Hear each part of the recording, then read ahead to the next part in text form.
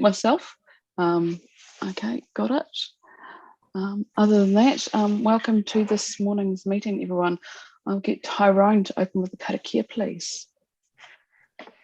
Kia ora. Whakatakatahu ki turu, whakatakatahu ki te tonga, kia makina kina, ki uta, kia mātaratara ki tai, e he ake ana te atakora, he tio, he hoka, he hauhu, ti hei Māori ora. Kia ora, thank you, Tyrone, and welcome again, everybody, to this morning's meeting. Now, I think that's everybody present. I haven't got any apologies for this morning. So welcome, everybody. Declarations of interest. I do understand that we will take them throughout the meeting if they do come up. Now, and 3, confirmation of minutes. I have got those in front of me. Can I have a mover and seconder? Happy to move. Ruben's happy to move. Happy to second. And Andrew second. There's no discussion or nothing need to be amended. Moved by Ruben, seconded by Andrew. All those in favour? Aye. Aye. That is carried. Thank you, everyone. Right, now, if we got Joe on the call this morning. He is not yet joined now. Not that joined. Liz, what do we do with that, with the public forum?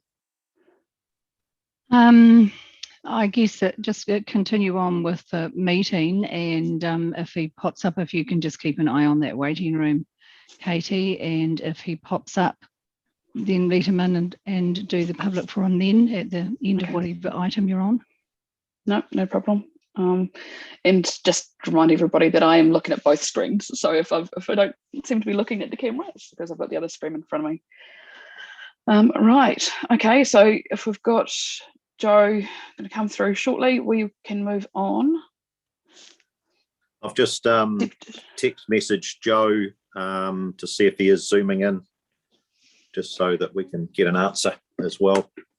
Thank you, Jamie. Appreciate that. Right. Otherwise, we're going to item 7, which is Reserve Management Committee meeting minutes. Anyone have any questions or comments regarding this?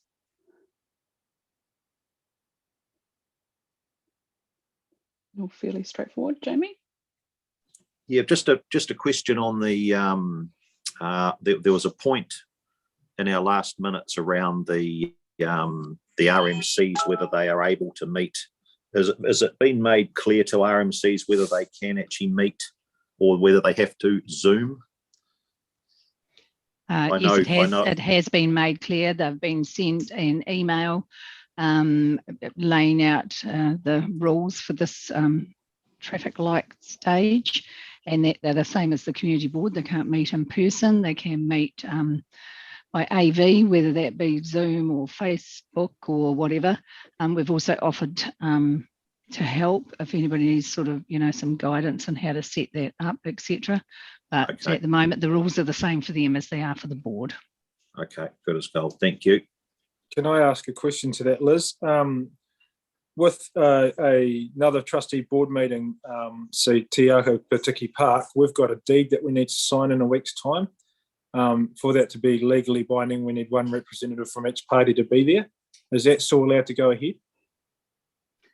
So that's for their walkway, is it, that you're talking about? That's for the handover of the to set up the Te Aho Patiki board, trustees board. Yeah. Okay. Yeah. What rules you or that board makes are up to it, but they need to be in accordance with the traffic light settings, but I believe that you probably can still work in person. These rules for the RMCs are I just everybody was a bit unsure, so that's cool. Thank you. Okay, thank you for that, Liz and Scott. Now, just regarding devotionals RMC, if everybody's happy with that report, I'll ask for mover and seconder, please. So Jamie's happy to move. Can I get a seconder, please? And Nigel is happy to second. All those in favour? Aye. Aye. That is carried. Thank you, everybody. Right, moving through quite quickly. Now we've got item 8, Pawson's. Kirsty, good morning. Good morning. Thank you. Hey, so firstly, I didn't actually write this report. It was one of my team who has now happily retired just before Christmas, Philip Basher. So he's done all the great work in pulling this together, and I'm here to kind of hopefully see it through.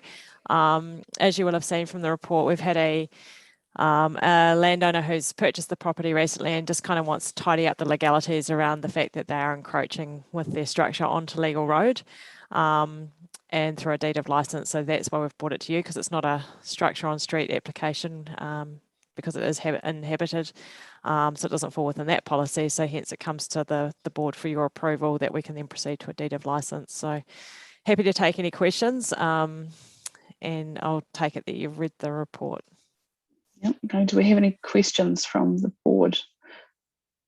Kirsty, I think it is all fairly straightforward. We have had this come up. Obviously, it is going to come up fairly regularly on Thanks Peninsula.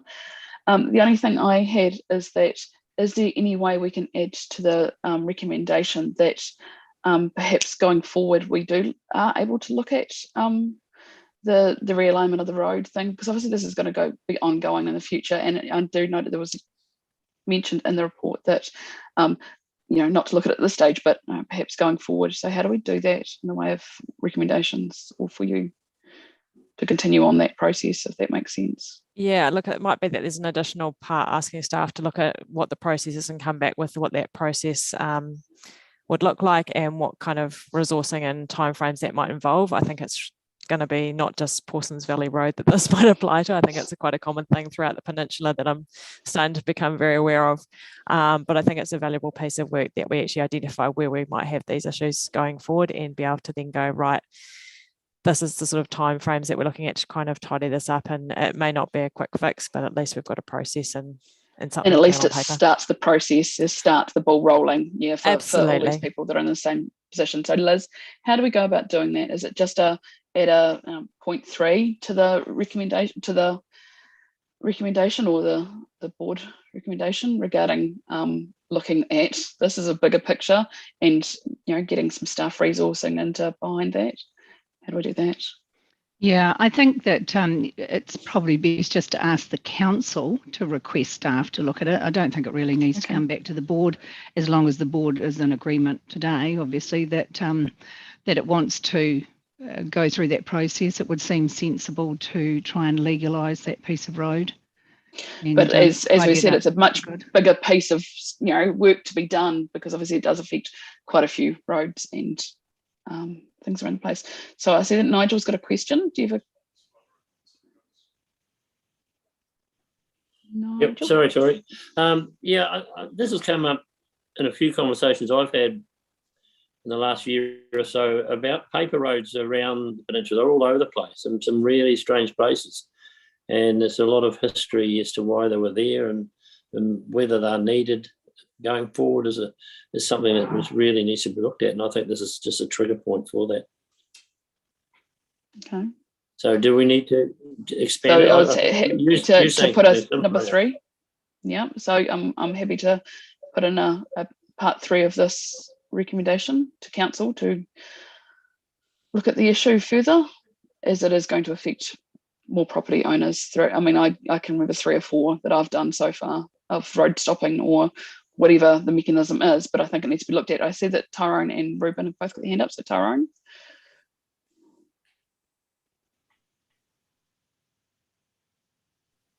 Thank you, Madam Chair.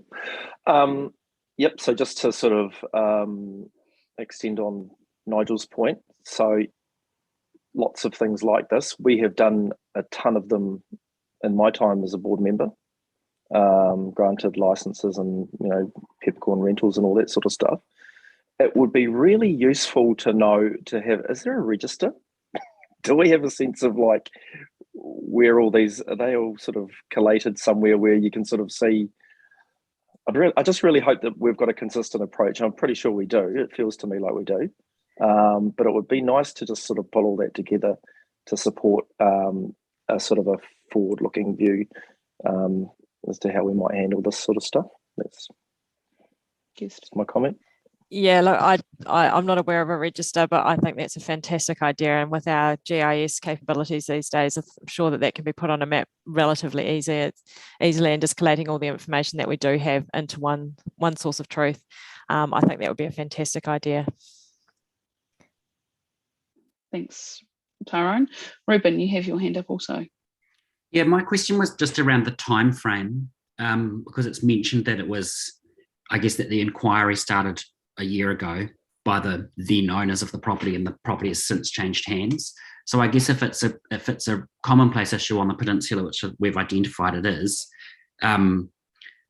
if there's a register, also being able to let people know when they do start the process of trying to formalise it, how long it would typically take. Because I would imagine if I was buying a property that potentially half of it was going to be on a road, it would certainly alter how I felt about buying it and what I felt like paying for it. Similarly, for people who own those homes and didn't necessarily do the build themselves, yeah, it would be good that they would know, if I need to get this resolved in time to sell my property, I need to initiate it a year before to have it through the board and approved and really clearly protected for any new owner.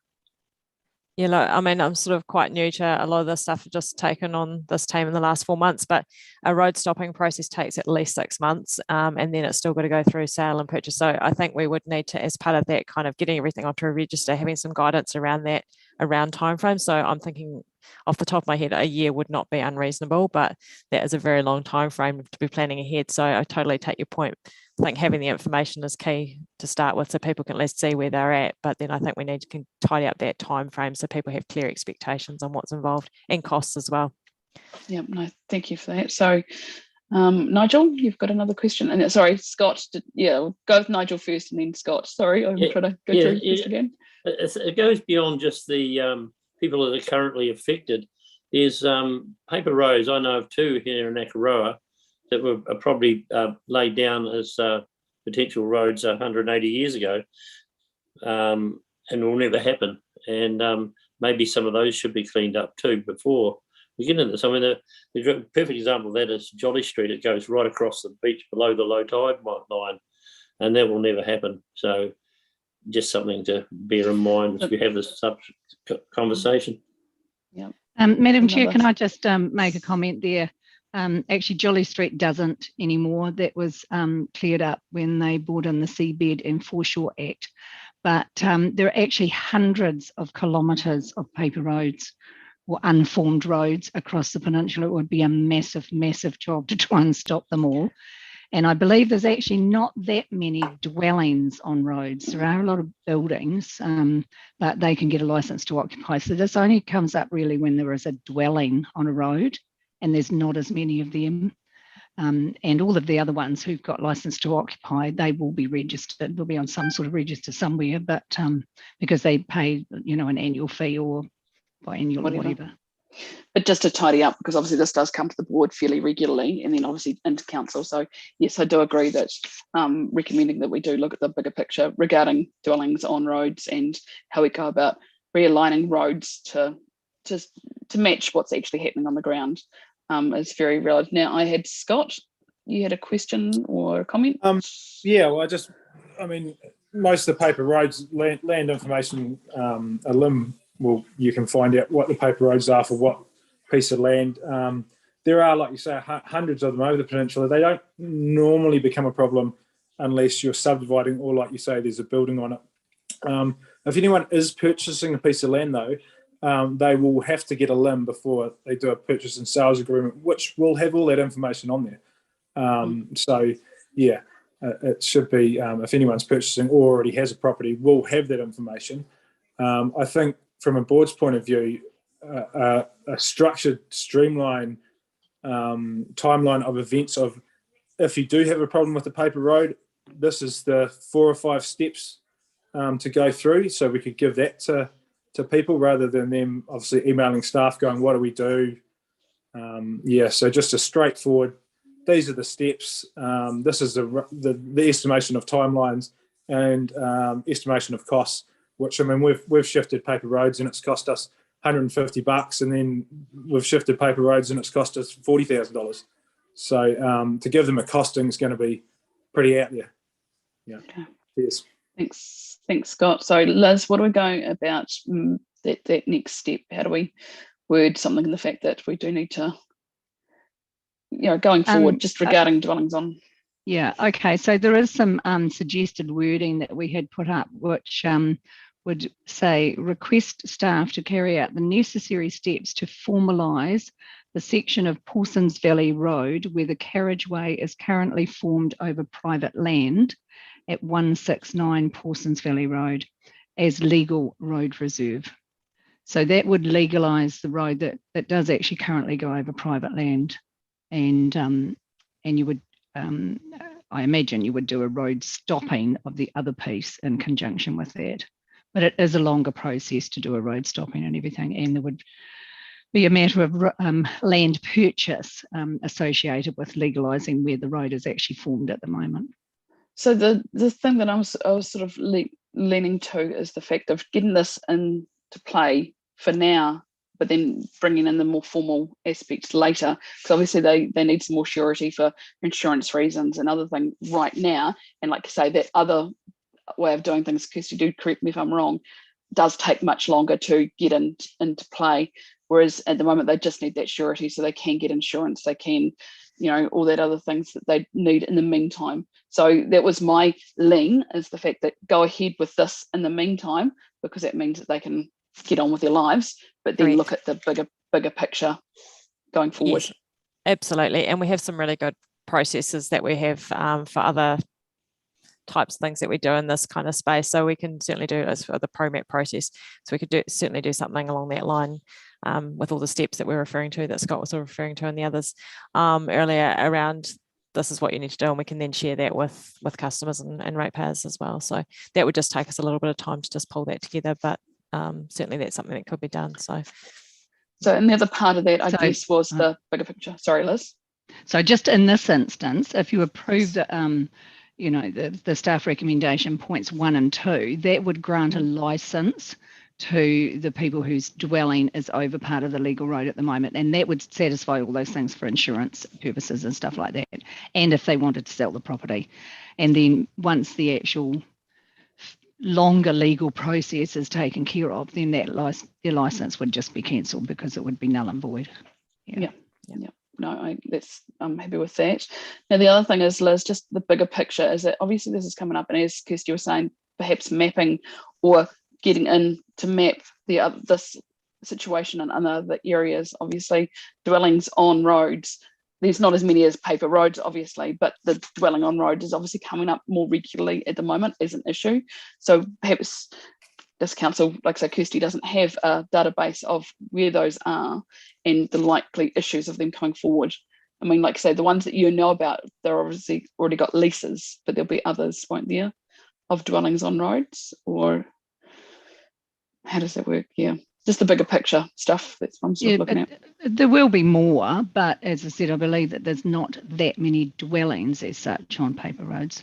But again, it would be quite a huge exercise to actually go through, because you'd have to sort of like compare aerial mapping and have an overlay of all the roads. Where the road is. You'd actually have to just check it all. So it's, as far as I know, it's always just been council's policy to deal with them as they arise. At home. Okay. As it arises. Andrew.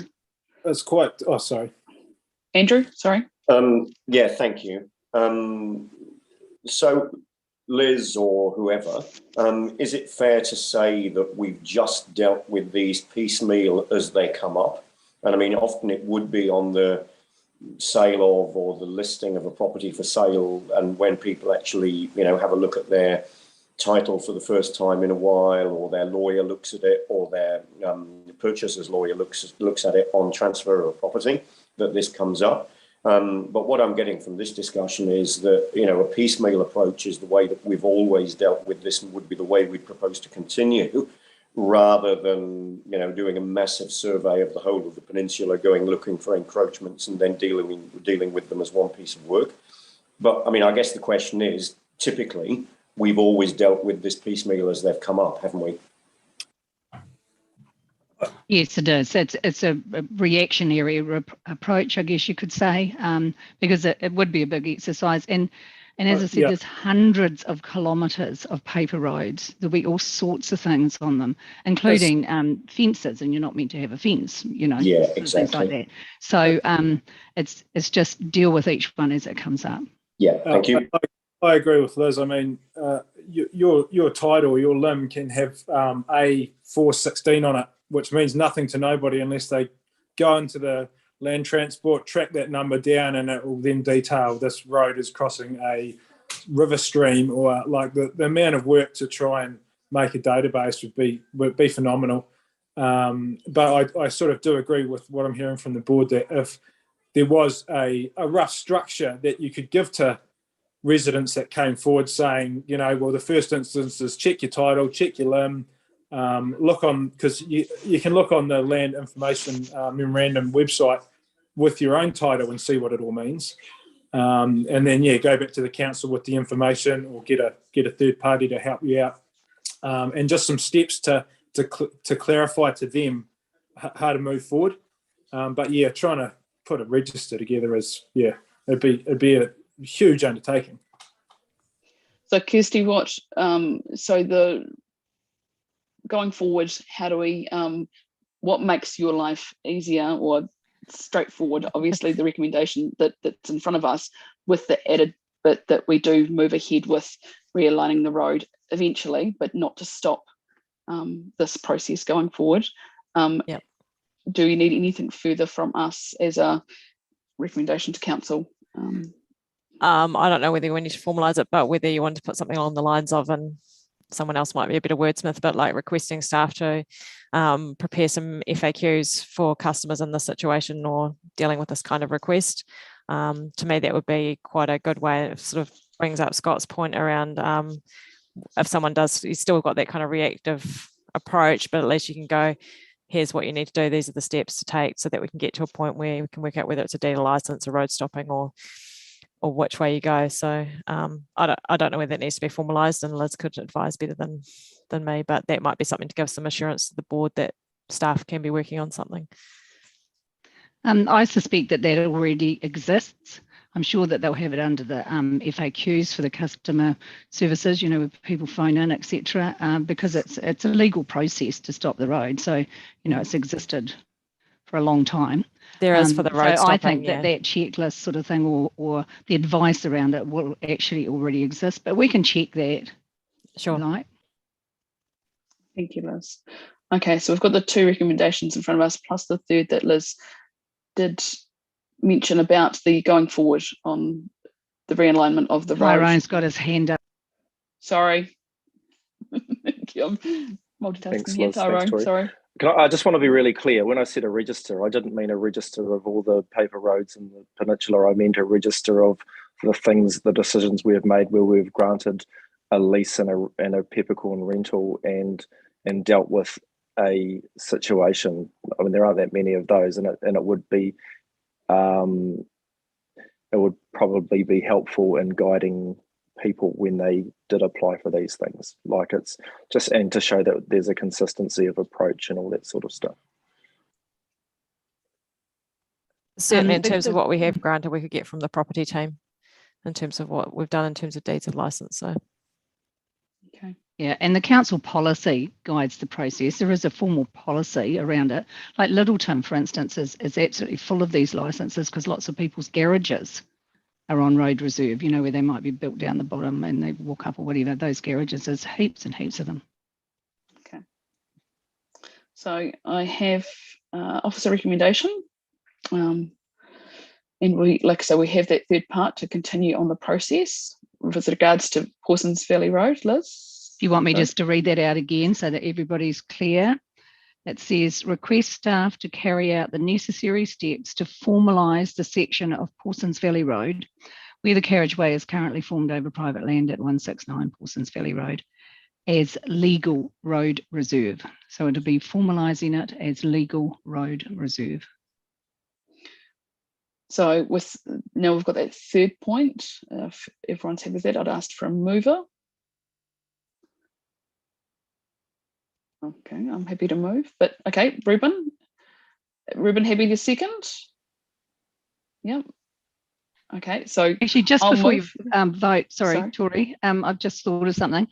I wonder if that actually should have on the end of it a sentence that also says, and to also carry out the associated road stopping of the legal road that currently crosses 164 Horsens So that Valley coming Road. back to the board, is that what you're trying to do? Yeah, just stop to it coming make back sure the that where the legal road is now is actually stopped.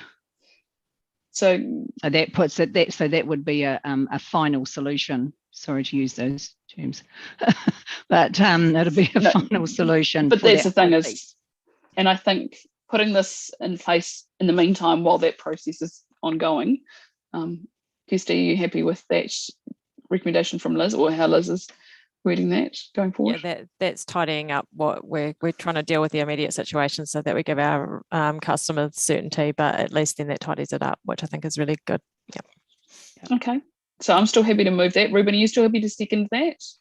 Yes. Okay, so we've got a mover and seconder. There's no further discussion. Sorry, Tori. Just for clarification in the minutes, Liz, can you read out that last sentence that you wanted to add it to the Part resolution? 3? Okay. Yes, please. Your last sentence. No, you're on mute, Liz.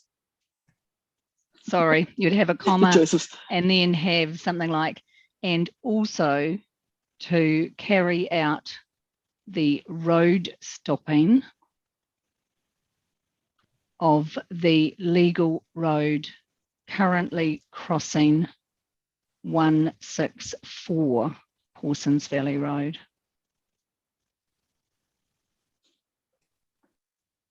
Oh, this is frozen. Yep, but I did get that, and did everybody else hear that? And are happy with Yeah, that just conclusion?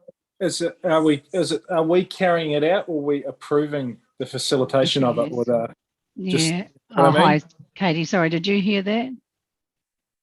Everybody froze for a moment. So Yes, I think you did. My internet is unstable, I've just been told to. Okay, so where did we get up to then? And to also carry out the associated road stopping of the legal road that currently crosses 169? No, it crosses 164 Horsens Valley Road. Just a note, do we need to say carry out, or do we need to approve it so then it's carried out and facilitated by others? I'm not sure. It's the council that would approve it.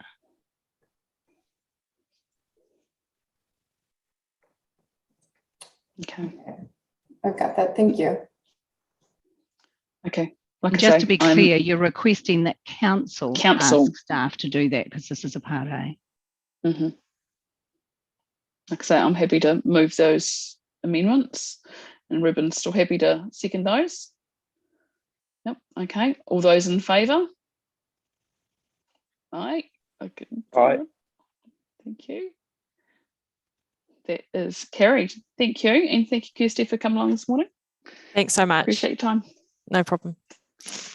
Right.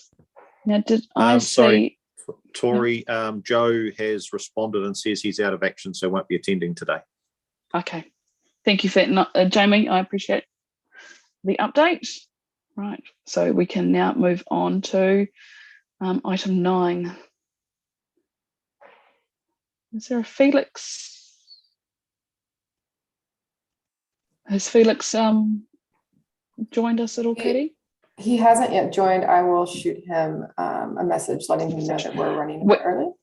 Okay, we can carry on to, have we got, we have got Kelly on the call. So we can go on to item 10, head walkway. Kelly, are you there? Morning, Kelly. Yes, good morning. Do you want me to talk to the report? Yeah. Or go ahead. Right. So this was just following up on a request for a bit more information. The community board decided back in almost a year ago to defer any decisions on the section of head-to-head walkway through Charteris Bay because there was some different views, but the preference from the working party to go around Marine Drive wasn't really an option at this stage.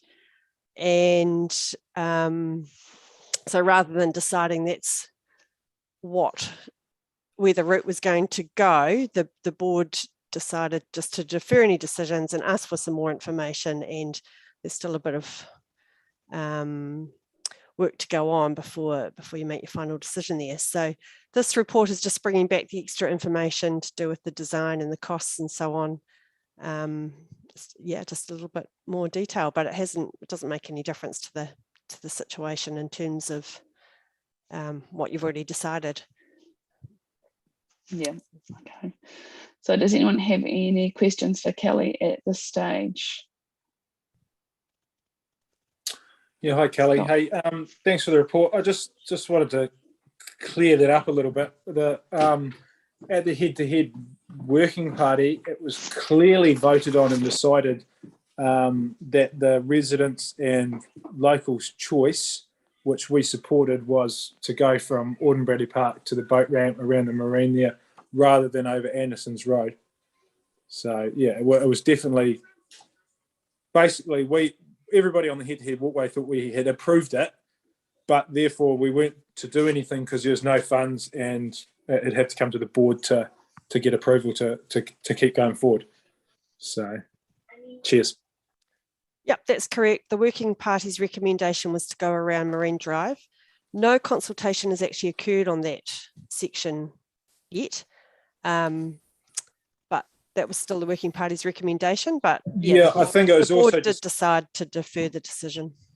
I think it was also discussed that there was enough consultation with the community about that route, and there was enough community feedback that they wanted around Marine Drive to save money on another entire consultation and time, that we as working party would accept the previous consultation, what was done, and the community's response, which was to go around Marine Drive, even though that was not an option. Yeah, there was certainly some feedback that people wanted Marine Drive. There was also feedback that people wanted Anderson's Road. But yep, the working party definitely recommended Marine Drive. Okay, I've got Tyrone, then Andrew, then Howard. So Tyrone. Thanks, Tori. So this report, the working party hasn't had a chance to comment on it formally. Should we be doing that before we bring it to the board? Well, the working party has had all this information. In fact, yeah, the working party has definitely had this information, and but this amount of detail didn't come to the board, so this is just bringing it back to the board. As I say, it's not changing the current situation. So in terms of any decisions that you are to make today, there isn't really any change in the current situation. We really can't do anything about the Marine Drive option until there is some work done on looking at the roading improvements, and that's why Kirsty's still here somewhere, hopefully. And she might be able to perhaps give a little bit more information on where that's at. Yeah, because the two go hand in hand, any sort of walkway development and roading improvement. Can I just comment on that? To say that nothing can be done until that happens, I think from the community's point of view, that route's used every day by residents, and in the weekend used every day by people from out of town. The more it gets used, the more chance of there being an accident or someone hurt. I mean, the locals are quite vocal about that. They would like some small safety improvements put in before any reports are brought back, or we find some money, or the sea level right adaptation team agrees with the roading team, who agrees with the head-to-head walkway. I mean, some simple rocks from the quarry thrown around there to stop pedestrians getting hit would be a huge big safety concern ticked off for the locals here. So to say nothing can be done on the route, I think, you know, we should be able to do some things that won't cost much money just to improve those safety points of views, eh? Okay, so Kirsty, you were gonna say a few words. So thank you. So just I had a chat to Andrew Hensley, who you'll all be very familiar with this morning, because he's already working quite closely with the communities on various things. And he said to her, just remember that the speed limit has been dropped down to 50k. So that's one small step of improving safety, and that's a key one. It still doesn't necessarily mean that all behaviours change straight away, but it's a step in the right direction. And we acknowledge that the current road surface is in poor condition and needs some work. There's a lack of setback from passing traffic for pedestrians, and there are people using it. So we're not disagreeing that there are issues, but I'm actually going to go out later this week with Andrew just to have a look for myself, because I've only been able to access in these current new normal of looking remotely online of what the situation is. So Andrew and I are able to go on a bubble together to go and have a look at the issues out there later this week, which will be helpful. The other thing that we just need to be cognizant of, as soon as we look to do something, that council becomes liable. So if we start throwing, I wouldn't want to throw rocks around, but if we start putting stuff in place, then if something does happen, council will become liable for if there is an issue. So we want to make sure that whatever we do is safe and accessible for all our users. So we've got to remember our vulnerable users as well. So I'm not saying do nothing, but I'm saying that I would reserve the right to comment on what we actually do in terms of those maybe small safety interventions immediately, because we want to make sure that whatever we do is going to be safe and accessible. We're not going to create a bigger issue by throwing maybe a few rocks or whatever. But as I said, I'm going to go out there later this week to actually have a look on the ground and walk across the route, so that I've got a really good idea in my head, which doesn't give you the answer that you want, I'm sure, but at least it's a step hopefully in the right. That is a huge step in the right direction, because you know the Charters Bay Residents Association, they've heard nothing on this for ages and have been quite vocal about it. So if it would be appropriate, I'd love to meet you and Andrew there, just on behalf of the locals, if that's acceptable. Keeping the bubble, obviously. Look, we can maybe talk further, but on that, I haven't confirmed a time with Andrew. So yeah, and I know that we'll be able to get hold of you anyway. So once we've confirmed a time, we can touch base.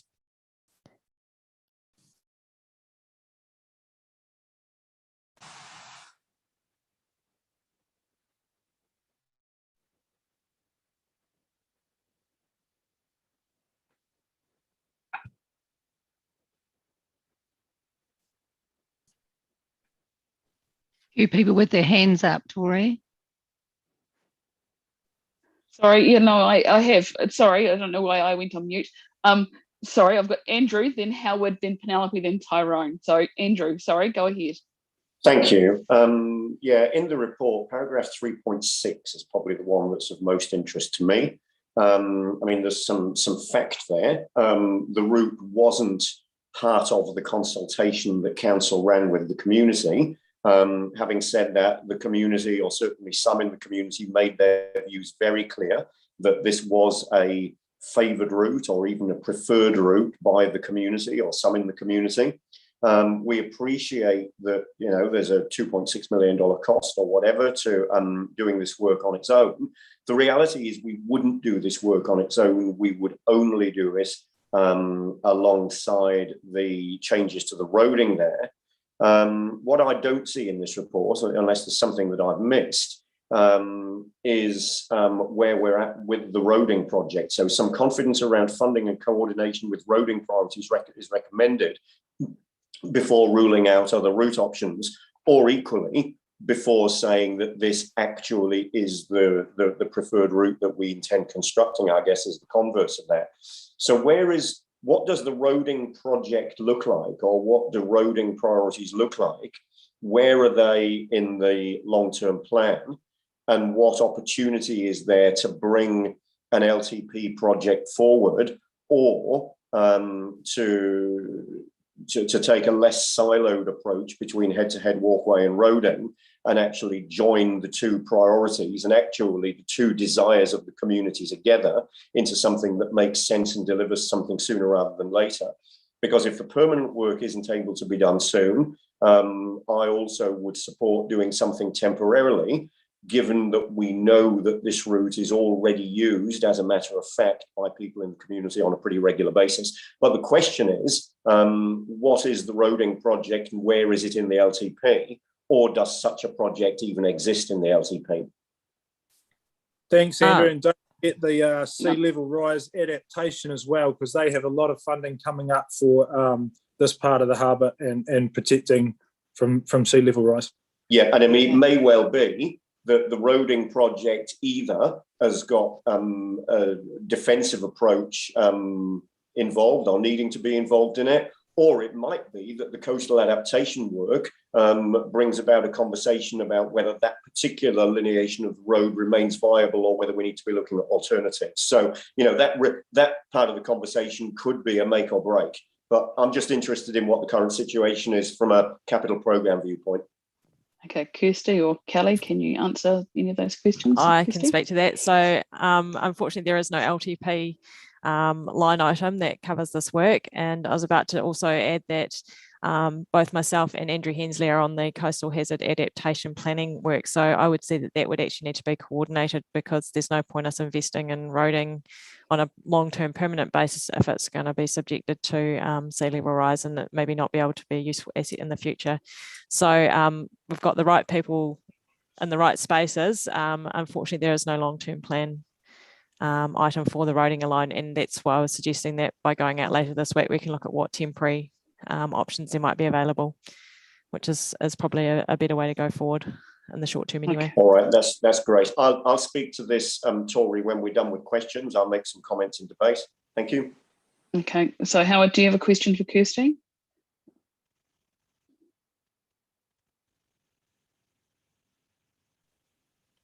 Yeah, g'day, Kirsty. Look, thank you for the information. Mine's pretty much a carry on from what everyone else has said. The concern I've got is the one statement you made is the concern about the council's liability of any infrastructure they put there, that if anything happens, they'll be liable for it. Well, there's also the problem that the council is also liable for pedestrians walking around there in an unsafe condition.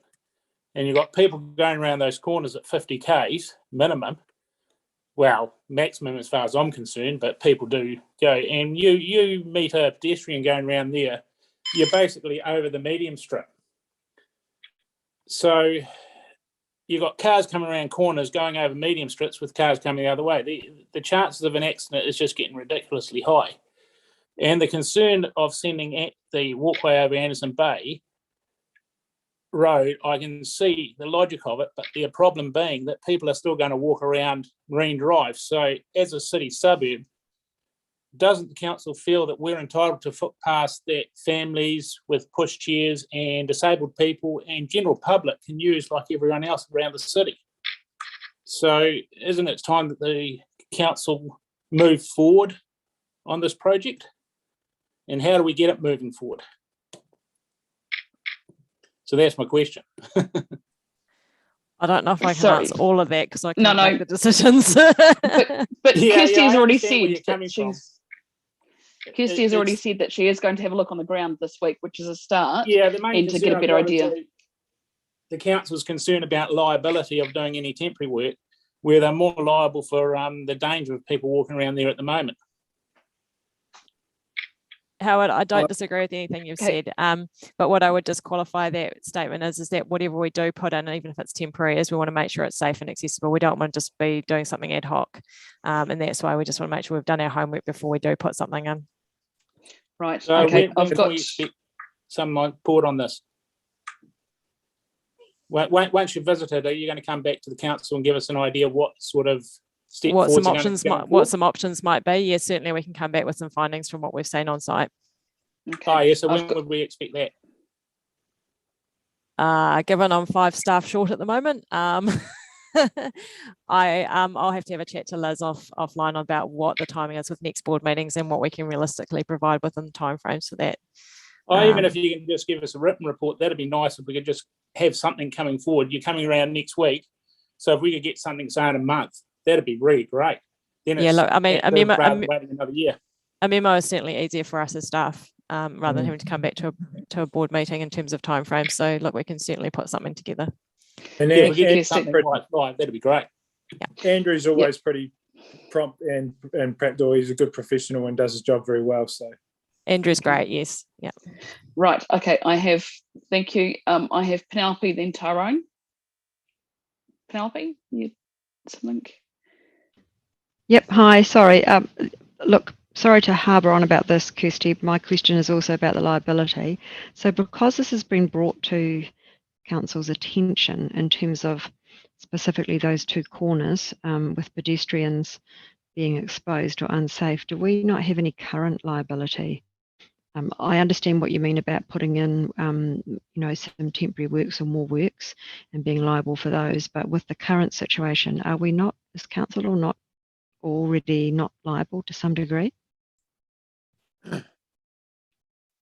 Oh, look, absolutely. Every one of us is responsible for our health and safety, and as council, we want to make sure, in conjunction with Waka Kotahi, that the roads and transport assets we're providing are safe and for all our users. And there is a real drive nationally to get to road to zero, so we're not putting people in a situation where deaths and serious injuries are still a problem for us. That is our goal, is to get to road to zero. Unfortunately, it doesn't happen overnight, but as I said, I'm happy to go out this week. Me and Andrew are looking to go out later this week, see what there are as potential options for a temporary solution, given that we don't have that long-term funding in place at the moment for a permanent solution. Yeah, thank you. Thank you, Kirsty. That feedback's appreciated, and we appreciate you spending time and going to have a look at this and coming up with some solutions that that may work. Right, Tyrone, and then we need to wrap this bit up when we can. Sure. Right, Tyrone. Okay, so the last head-to-head Walkway Working Party meeting was on the 22nd of February last year, and this resolution that led to this report was the 12th of April, so we're now at the 28th of February. Okay, so obviously it's been acknowledged that it does take a bit of time to do these things, but that is, it's glacial, really. But you can't do too much about that, I guess. But I'm just looking at the terms of reference of the working party, right? So I'll jump straight to there are 6 bullet points in terms of the role for the working party, and the final 3 bullet points. The first one is the working party can suggest other sources of funding for acquiring access rights, construction and promotion of the walkway, then to promote the walkway, and to establish partnerships to support the process of forming the walkway. So we've kind of got a situation where the community's really willing. There's, and I don't want to get into the grey area of governance people getting stuck into operational stuff, which kind of is happening a little bit here. But there's a community that's kind of willing to do stuff. But here's a report that doesn't even really talk about having engaged the community to try and figure out how to fund the whole thing, or how to do it without it being, without having to resort to council's standard processes, where I'm pretty sure the terms of reference kind of allow the working party to do something different. Like, we don't have to be straitjacketed into the LTP process. There are opportunities for circuit breakers here, but we're not really exploring that in this report, and the working party was never given the opportunity to brainstorm around that for the purposes of this report before it came to the board. So I'm kind of just wondering what we can do as a board, and in conjunction with council staff, to really shake this up because we've pretty much got like, this is a tiny, tiny part of what could be one of the great New Zealand walks, and it's stopping the whole thing progressing pretty much because it's sucking up staff resource and time and board time, and we just don't seem to be able to get anywhere with that because we can't seem to break out of the strictures of the process. So I really want to come out of this conversation. I really want something fresh and radical to happen so that we can do something different, and the people were empowered to do something different, and that we really see participatory democracy in action. Because, and with your leave, Tori, I just want to just make another comment, because we've got a similar situation over in the part of the head-to-head walkway that runs between or that would propose to run between Allendale and Teddington, where we've got ideas, we've got people willing to do stuff, we've got people willing to think outside the square and get stuck in, but the straitjacket prevents that from happening. So I just think that there's the opportunity here is so big with the head-to-head walkway in terms of its potential for the harbour, for tourism, for community, aspirations and all that sort of stuff, for recreation, that I just want to be able to see us do something different. Anyway, that's my big extended spiel. So sorry about that, but thanks for listening. Well said, mate. Yeah, it was well said, Tyrone, and I think that is a big thing coming back in, because Kelly, I know you're restrained with the head-to-head project or constrained with staff time and resources and money especially, but I don't feel like a project this big needs to fall solely on council's hands. So is there any way you can see, or we can move forward in the fact that there's some sort of community activation? Because surely there is some parts of it, I do understand, within council process that we can, activate certain areas that can be used. Obviously, this is the part we're dealing with at the moment is on roadway. And so, yes, having Kirsty and Andrew go out later this week to see if there is a short-term solution is up there. Yes, continuing to advocate for LTP funding. But I mean, is there any way we can get some wins in the meantime, and doesn't feel like the whole project is being shelved? Because when I read this report, it felt like we were being shelved, and that's frustrating for everyone that's put so much time and effort in at the moment to get where we are. It's how can we keep the community involved and moving forward? Scott, I do see your hand up. I will come to you in a second. Felix actually from property has something to say on this anyway. His hand's up. So okay, so Kelly, just hang on. Yeah. Sure. Kelly. Yep. Look, really keen to involve the community and get them involved, but I think we have to be realistic about what they have the capacity to do. And it's been fantastic that some sections of the track are being built with community input and overseen by the park rangers, and that's wonderful. And keen to do more of that. But as you've pointed out, we are on a road corridor, and there's certainly some quite big boxes to tick in working in that space. And hey, I'm open to suggestions of ways to address that, but I don't think there's an easy way. And I think this is going to come up more and more with the head-to-head walkway, because we are getting into some quite difficult sections now. We've picked off quite a bit of the low-hanging fruit, and we're getting into more difficult ones. We've also got to bear in mind that right from the very beginning, it was agreed that with the head-to-head walkway, we're aiming for a whole range of people, and we have to be very conscious of our more vulnerable people.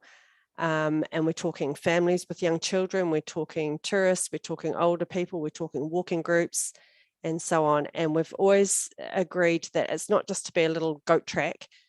We really have to design it to cater for some of those more vulnerable people, and that's where most of our effort has been so far, is just upgrading what's already existing, and even some of that's been problematic.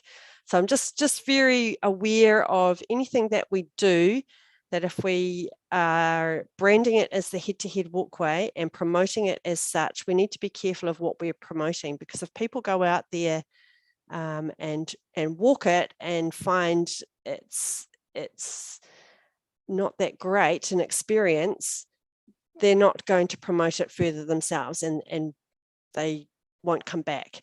So we need to make sure that whatever we are putting out there and developing and promoting as a head-to-head is of a good quality standard, and most importantly, that it's safe for everybody. So yeah, just conscious of the limitations on community involvement and the boxes that we do have to tick. But absolutely, if there's some suggestions on how we can involve people more, and if you've got some great ideas, bring it on. Yep. Yep, Scott, and then Scott. Thanks for that. I've got to go in a minute, so I'd just like to put my bits in about the recommendations. I might not get to vote on it. So we've got 2 recommendations there, and one's to receive the head-to-head walkway Chatteris Bay report. I agree with that. The second one says, acknowledge there is no budget identified in the current long-term plan and the staff will not be progressing this section of the walkway at this stage. I'd like to throw that out and actually say that we approve as a board the route from Chatteris Bay boat ramp to Autumn Bradley Park on the basis that further consultation may be required. Because we've, everybody said, yep, this is the route or whatever. Council's saying there might be some more consultation. That's fine. Let's approve it as a board. If there's consultation needs to happen a bit further down the track, that's fine. Secondly, I think that we acknowledge there's no budget in the long-term plan, but staff will endeavour to look at temporary options at making the route safe and more pedestrian friendly. Because obviously we've got some staff members going to do that. I think it should be in there, and it shows the intent that they are going to be doing some sort of work on it, rather than there's no funding, we're not going to do anything. So yeah, unfortunately I do have to go, but thanks guys, and thanks for all your effort, and hopefully I hear from you guys and Andrew Hensley in the next few days. Thank you. Thanks, Scott. And I do agree with you there, Scott, and the fact that not progressing this any further. I didn't like that idea either. However, if we can, flag it for future funding or something, I mean, how can we find an alternative to what's in front of us? Talking to the walking commission with the new park, I mean, there's funds available from all sorts of places. You've just got to be willing to go out there and find it and get the support. So yeah, thanks guys. Thanks, Scott. So Andrew, actually, I'm going to ask you if you've got any ideas in the way of, I understand this is going to be part of LTP rather than annual plan kind of situation, because it is a large amount of money, but how do we keep this going forward rather than being, to me, do something immediate means put on the shelf, and I don't like that idea of something being put on the shelf that's been worked on. I'll make some of the comments I was thinking of earlier. I mean, I totally share Tyrone's disappointment at the length of time this relatively simple and actually relatively short report, just with noting recommendations, has taken. I mean, what this report really is doing is confirming for the community board information that has already largely been shared with the working party. So information that already existed back in February or April or whenever it was last year, and that has been known for all of that time. So, I mean, it's taken a long time for this report to come to the board, given what the content of the report is. I mean, lack of progress on the head-to-head walkway was an election issue when I first stood for the community board in 2010. And in the Mount Herbert part of the ward, I would suggest that lack of progress on the head-to-head walkway is likely to be an issue again 12 years later in the 2022 local body election. And I mean, that's actually a pretty sad reflection on the amount of progress that's been made or lack of progress that's been made on some parts of this project. There are other parts where good progress has been made, but certainly there are some parts of our community that are getting increasingly frustrated at not only lack of progress, but lack of a plan for progress and lack of certainty. So, you know, the environment that we're in is pretty clear. The community and the Working Party showed strong support for this marine drive route, even though this wasn't one of the route options that was consulted on in the consultation information that we put out. So essentially the community and the Working Party came out supporting this, despite it wasn't something that was suggested as part of the consultation. That's pretty strong in my world. But equally, we know that there are some unusual things about the environment that we're in. There's the natural hazards and sea level change issue. There's the coastal hazards adaptation planning, and then there's a need for a capital project in the roading area so that we can actually take a joined up approach to this rather than the current need for a siloed approach. Head-to-head walkway Working Party is saying we want a route along there. Roading situation is there's no budget for road improvements because there's a separate piece of work going on, coastal hazards adaptation, which also hasn't landed a result yet. So, you know, arguably there are three different silos in train here, and we, the board, need to find a way of breaking that down. So typically, you know, there's a timed and sequenced approach to this that probably brings about some improvements in the short term, that brings about some certainty or a way forward in the medium term, and then a long-term successful outcome that meets community expectations. And I think, you know, there are some things that the board needs to do and that the board can do given the environment that we're in. So we need to be supporting or advocating some pretty immediate temporary interventions. I'm delighted to hear that staff are going out to look at this on the ground.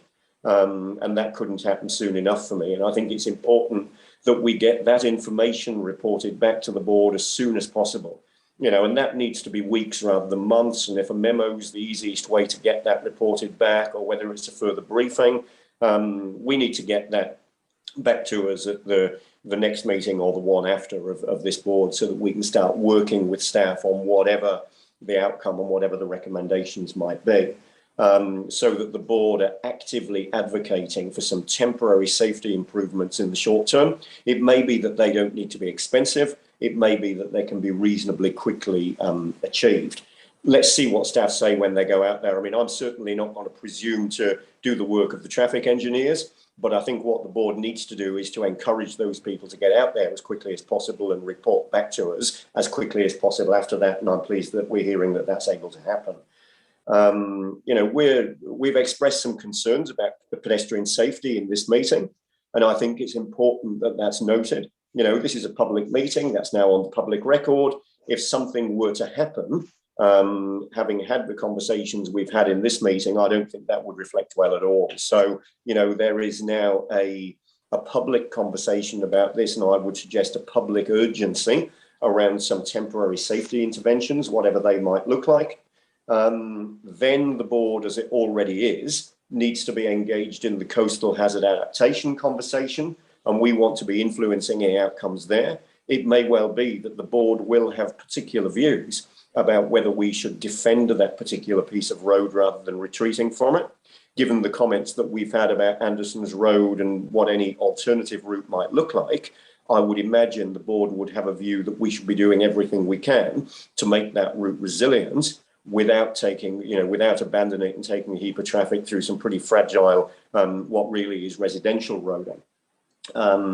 So assuming that we get our, you know, we get a good outcome from the coastal hazard adaptation conversation, we then need to be, with staff, working up a roading project that takes those coastal hazard outcomes into account, that takes the desires of the community on head-to-head walkway and the multiple uses of that bit of infrastructure into account.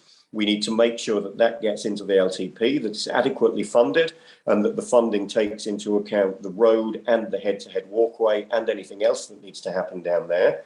So that what we get is the early delivery of those capital works, the integration of a safe solution on head-to-head walkway into the resilient solution for the road. And we need to make sure that the community expectations that in my view, have been pretty well expressed, are able to be taken into account at that time. Now, there's bits of that project that are stuff that perhaps could be achieved in the next few months, safety interventions, things that may take a couple of years to run their course, the coastal hazards adaptation planning and getting the project into the LTP. But it may well be that once we've got the project in the LTP, that could be delivered within a year or two. Therefore, the successful solution to this that I've just talked about might be 2 or 3 years away, if we get it right. But, there's an election in between. The new board needs to continue flying the flag that this board is seeking to hoist on the flagpole. We need to make sure that we've got a clear project with clear steps mapped out that we can hand over to the new board so that nobody drops the ball on this one, because the community are pretty clear what they want to see, I think. So that would be my suggested way forward. In a nutshell. Thank you, Andrew. Kelly, yeah? Yeah, just commenting on, just responding to that. Totally agree that that's the way forward. I guess it's possibly the wording of the recommendation that is maybe racking people up the wrong way. Like Kirsty, we're short-staffed in parks planning at the moment. We don't actually have a planning person assigned to this project at the moment. Hopefully we're getting a new staff person next year with annual plan funding, and we will be able to get someone assigned to this. The wording might be a little bit strong in saying we're not progressing this at the moment, but I agree we need to keep that process going that Andrew's just talked about. But in the meantime, we don't want to be spending a whole lot of time trying to find a route through there that is tied in with all these roading changes.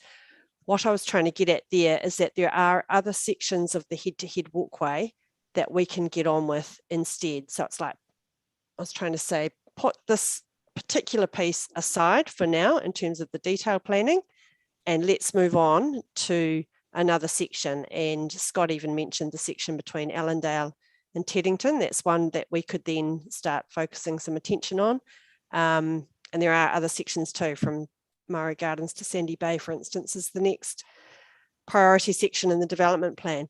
So it might be that you just want to amend that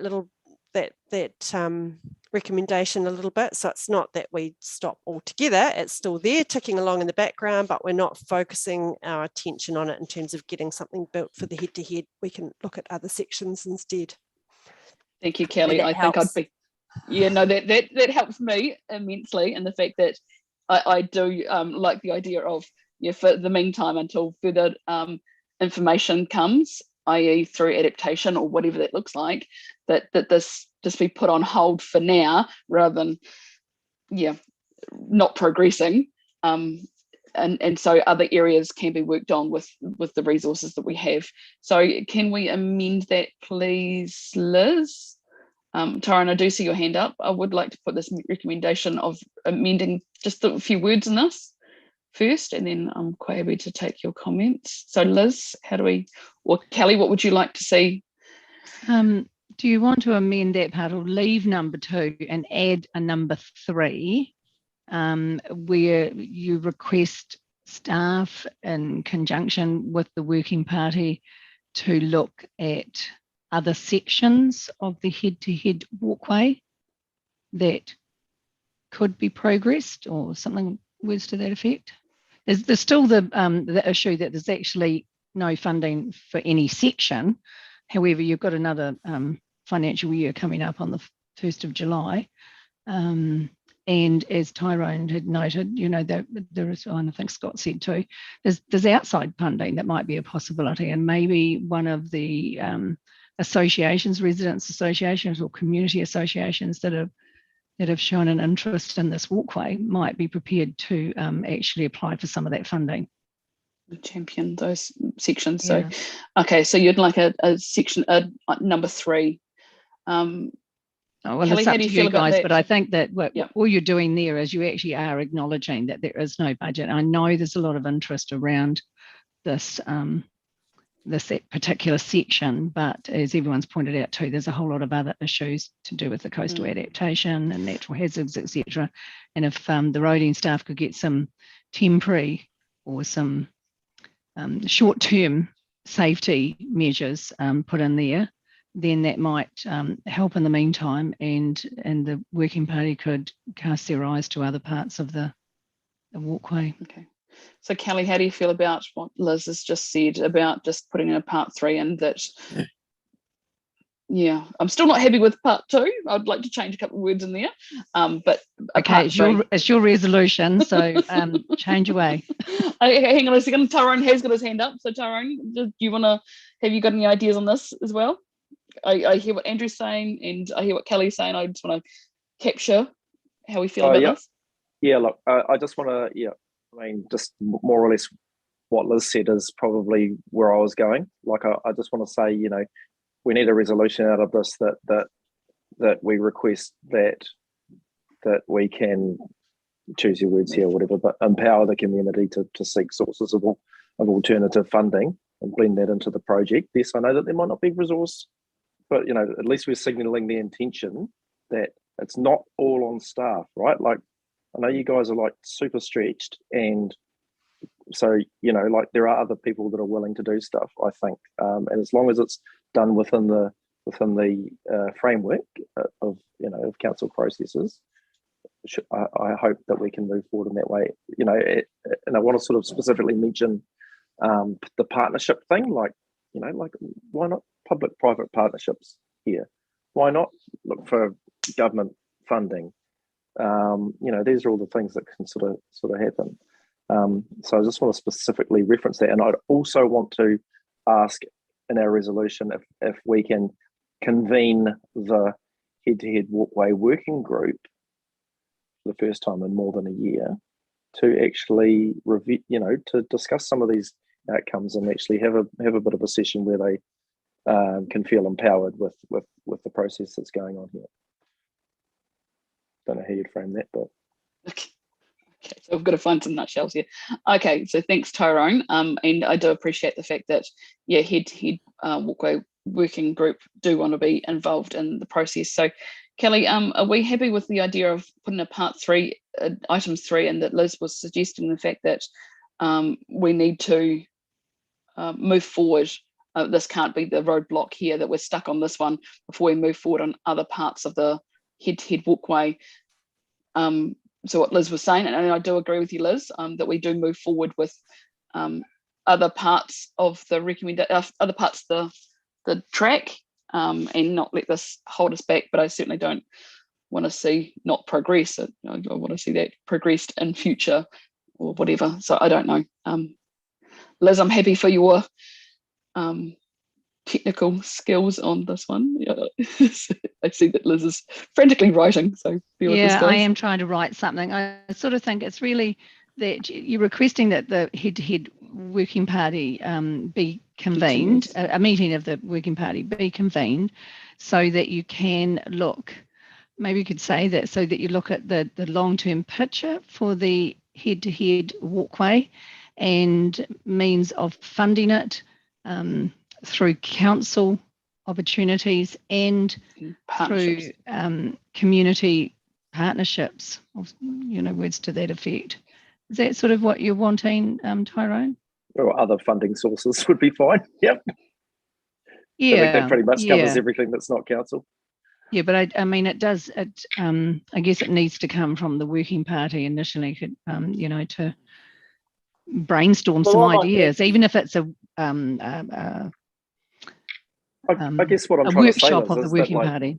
I mean, we've got these terms of reference that say, oh, you got, go ahead, working party. You can come up with all sorts of ideas and work with different groups and all that sort of stuff. But we're actually not giving them the mechanism to do that, to carry out their terms of reference. We're saying you go ahead and do stuff, but we're not connecting it into the council way of doing things. Yep, I totally see where you're coming from. But do you think that having a meeting of the working party is the starting point for that? or as I said, maybe a workshop of the working party and do some brainstorming around what can be done and Well, can't be done. I don't want to be that guy, but like if one reads the notes from the last working party meeting, it actually says set up a workshop to talk about these kinds of things. So we just kind of haven't carried that out. So yeah, that would be great. A lot has happened since the last meeting. Yeah. Okay. So yes, Liz, I do agree that we probably do need to have a workshop and to follow on from the previous head-to-head working party. So we just need to move forward on this recommendation today. And thank you, Tyrone. Just Liz, while you're before capturing. we move on, sorry. Yeah. I've been trying to say something, but look, we've brought up the health and safety issues of the people walking around this area. I think we need to formalise it by adding a number 4, saying something along the lines: the board recognises the public regularly walk around this dangerous marine drive and implore the council to take action to ensure the safety of these pedestrians by ensuring footpaths are available. That formalises that we're recognising there is a safety issue and the council has a responsibility to these people, and maybe they might take some action and do something about it. It may involve just putting up signs, don't walk around this way, but at least they're taking some action. So I don't know how the rest of the board feel, but I think it's important we actually formalise the safety issues. Okay, thank you, Howard. Good comment, Howard, and yeah, I totally agree.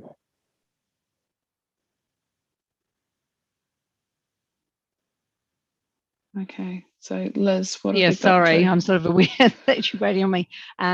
Perhaps the number 3 could relate to that piece of road that Howard's just mentioned. So it could say, Katie, if you're ready to type furiously.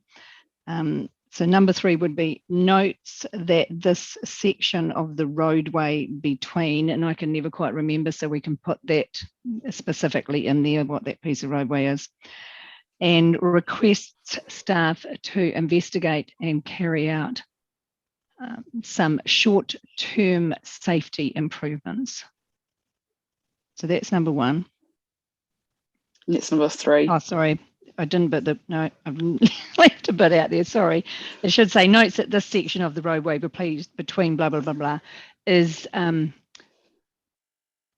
already heavily used by pedestrians and requests staff to investigate. How did we go there, Katie? Did I talk too quickly? You okay? Nope, yep, good. Do you want me to read it back to you? Yes, please, if you can. Sorry, Liz, can you hear me? Oh, yes, I can. Yeah. Okay, yeah. So I have number 3 as notes that this section of the roadway between TBD is already heavily used by pedestrians and requests staff to investigate and carry out some short-term safety improvements.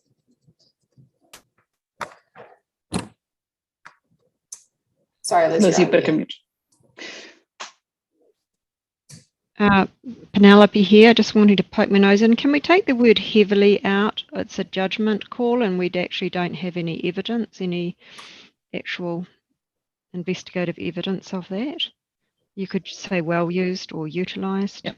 Okay. Just say I well think we need to put used. some health and safety issues in there that we've recognised that it is a safety issue. We seem to be too soft on it. I think we need something stronger. The board needs to specify that we are concerned about the safety of pedestrians walking on the roadway around the very dangerous corners. So do we want to use the word risk there rather than danger or dangerous?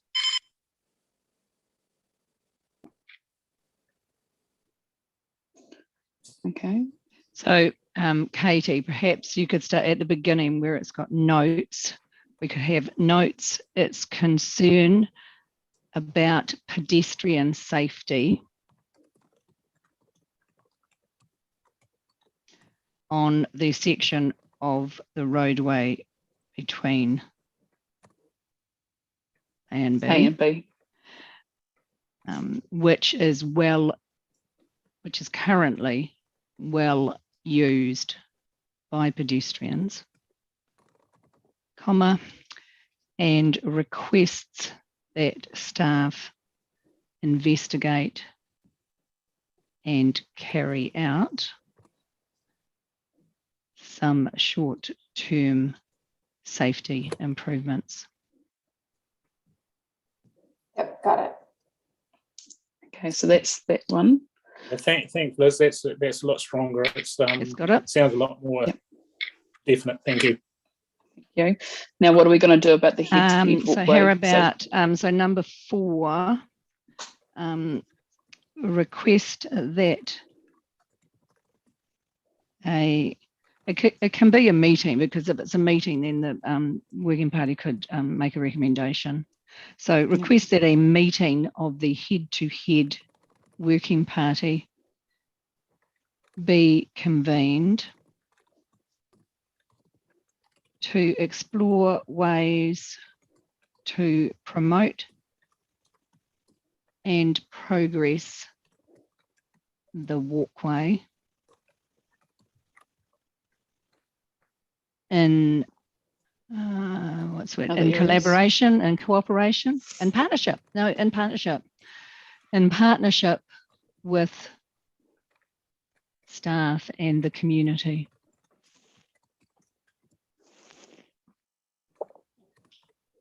So I've got our recommendation number 4 reading, requests that a meeting of the head-to-head working party be convened to explore ways to promote and progress the walkway in partnership with staff and the community. I know that sounds quite simple, but it does leave it open to a wide-ranging discussion. Yeah, and Kelly, how do you feel with do we need moving that section 2 in there? Do we Sorry? need section 2 anymore? Because do we want to recognise it says no funding? It's not our problem. Let the council come up with some funding.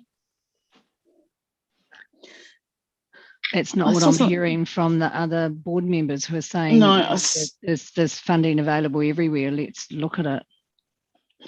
Yeah, so do we really need section 2 in there? You know, recommendation 2. Can we just go to 1, 3, and 4? Kelly, how do you feel considering you're the author of this report about dropping 2? Kelly, could that perhaps say something like acknowledges that there are financial restrictions and coastal adaptation implications identified for this part of the road, and staff will not be progressing it at this stage? Because it's not just the budget, there are other implications as well, isn't there? Yes, and I think what we're trying to get here is that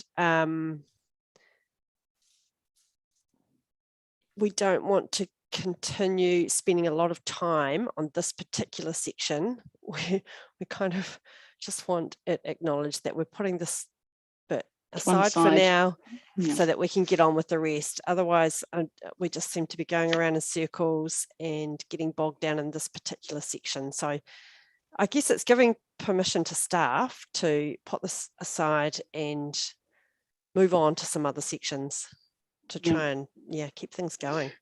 I completely agree with that, Kelly, and totally, because we can't let the walkway get bogged down on one thing.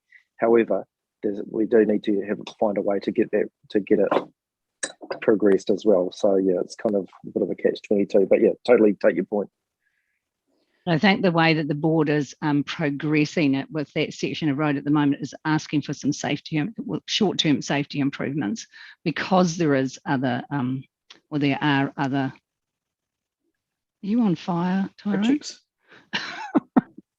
Sorry. This is a cup of tea. Coffee's just turned up, eh? Got the Tyrone's always on fire. coffee. It's Sorry, but there are comment, other Liz. implications. I'll get her on YouTube later on. There are Right. other implications to Yeah. do with that piece of road where you wouldn't rush in and spend a lot of money anyway, and have next year someone say, actually, we're going to close that piece of road because it's going to be inundated by the sea.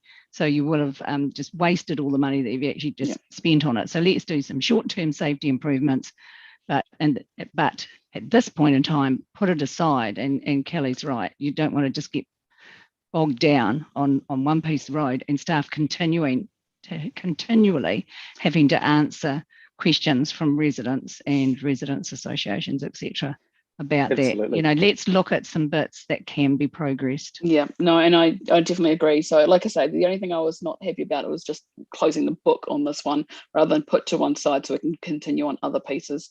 So that's the only thing that I was concerned about. But I think with number 3, number 4 being worked on, Tyrone, do you have a... Sorry, just a super quick comment just on the...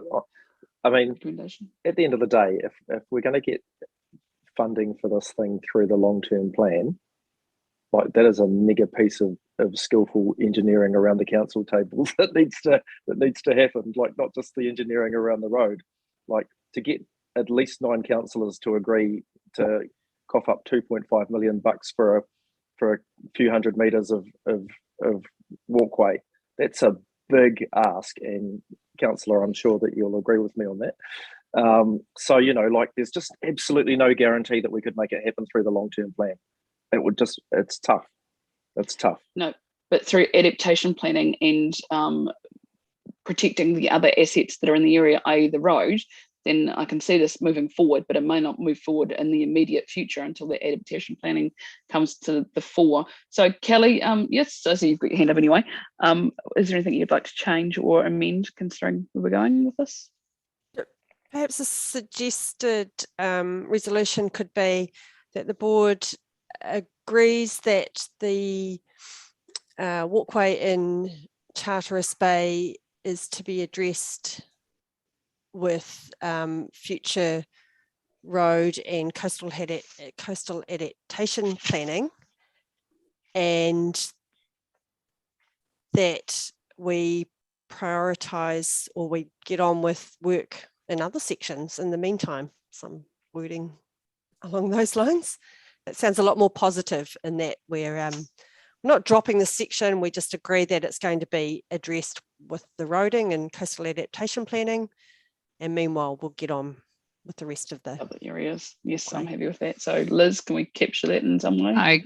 Okay, so you'd have a number 4 that was something like, it would start off agrees. Oh no, sorry, this is number 2. It would still be agrees that the roadway in Charteris Bay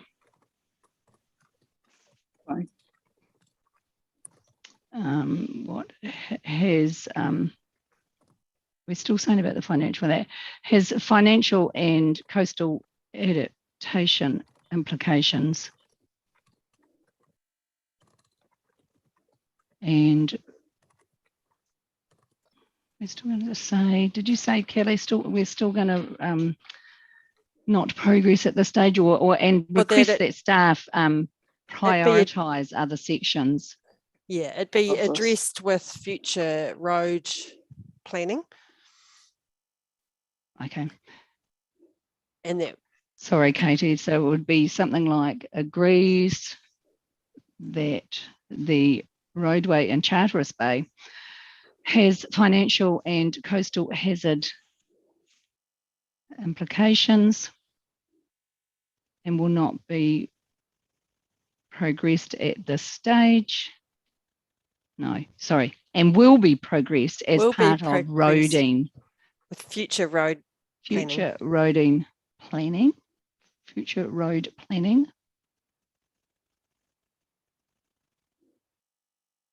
While other sections of the head-to-head walkway are prioritised. Yeah. Did that make any sense? It didn't in my head.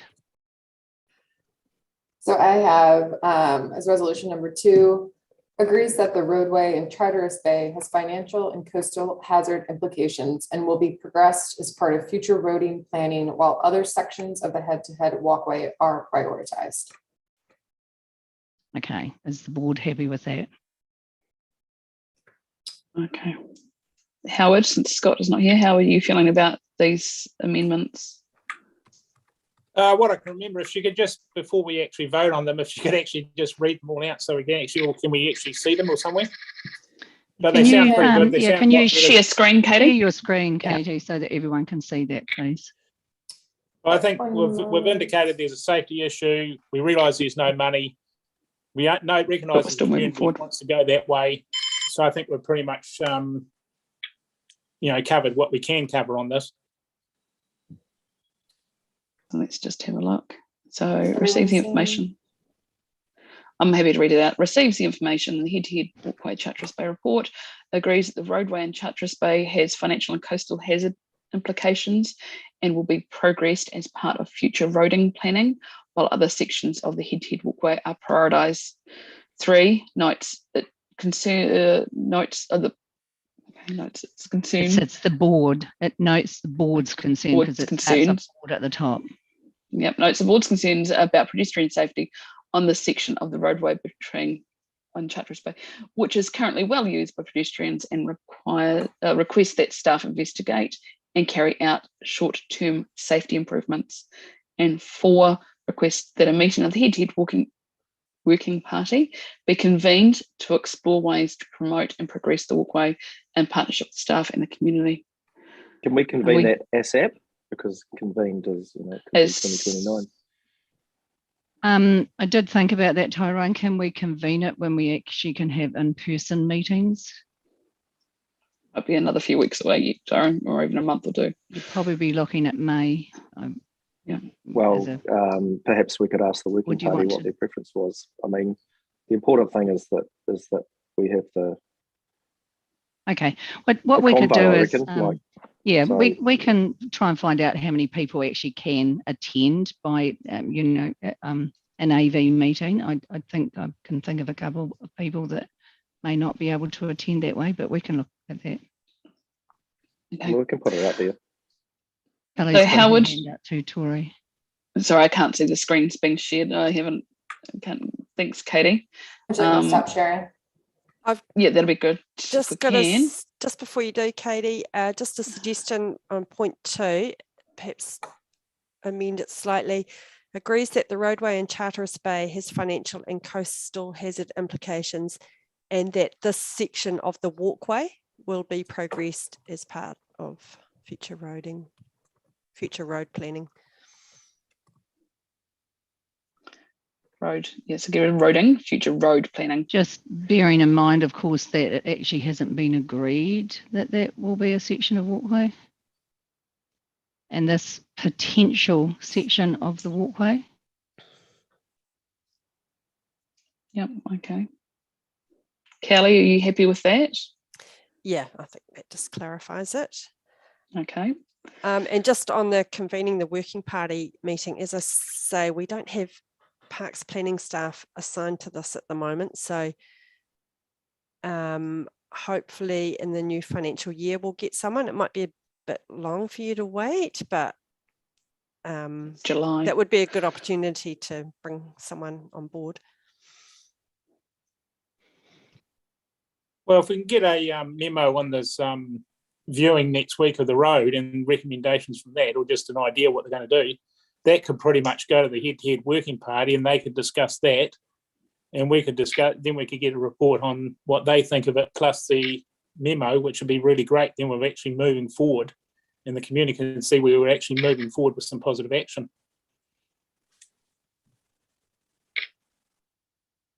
Yeah, we can do some work by email, electronic work in the meantime, and just see that how that pans out. Even ask members to start thinking of ways that innovative ways that you might be able to progress the walkway. Okay, so if we stop, are we happy to stop sharing? Thank you, Katie. Now, so we've got those change recommendations. Are we happy to move those recommendations? So Howard, are you happy to move those? Yep, so Howard's happy to move. Seconder? Andrew, I can see you. Oh, is it Tyrone? Sorry. Who's fighting at the string? Okay. So Tyrone, so moved by Howard, seconded by Tyrone. All those in favour? Aye. Right. And that's everybody.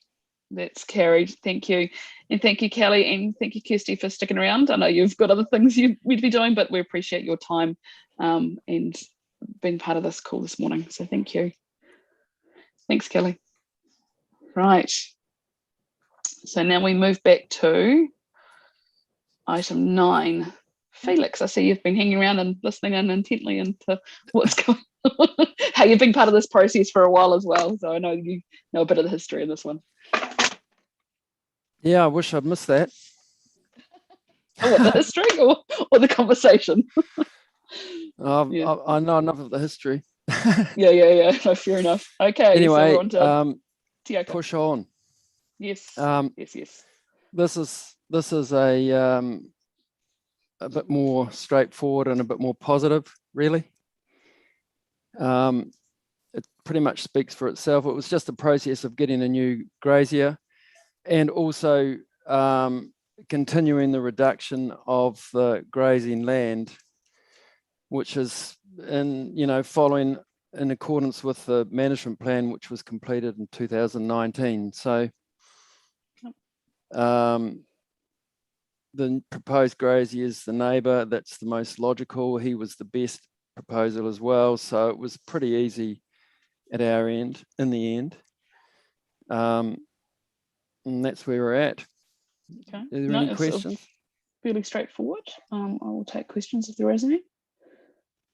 Any questions? Otherwise, like I say, I'm happy with this and the fact that it is in line with the management plan and things are going forward. So no, it's fantastic. It's good that it's moving. Tyrone, did you have a question there? Not at all. Just to say, it seems like a no-brainer to me. Yep. Okay. So I'm happy to move this if there's a seconder. Happy to second. Okay, Ruben. Okay, so I move for this. Go ahead, and Ruben second. All those in favour? Aye. Right. Okay, that's carried. Thank you. So yes, Felix, it was a fairly straightforward one. I'm sorry you had to sit through the previous. Yeah, we ended on a good note then. Yes, thanks, Felix. Appreciate your time. Have a good one. Thanks, guys. See ya. Right, I think that is Liz. Is that correct? We've done with the reports. I didn't need to jump back to anything. No, that's the report's done. You've just got elected members information exchange. Okay. Right. So no, thank you, Ron. We are getting there. So first of all, on my screen, I've got Jamie. Have you got anything for a members exchange? I guess just following on, I know some of you probably saw that photo in the Akaroa Mail, which, even though it's a nice, amusing little story, I think it's symptomatic of a broader issue. Those that haven't seen it, we've got live tomato plants growing in the gutter on the main street in Akaroa. But the weeds in the gutters on the main street, Rulavo and Akaroa, are pretty out of control. I have done a SnapSend solve. So far, I haven't seen anything. I'd like to understand, who's responsible, what there's obviously a service level agreement somewhere to look after the weeds in Akaroa. Hasn't been done for a long time.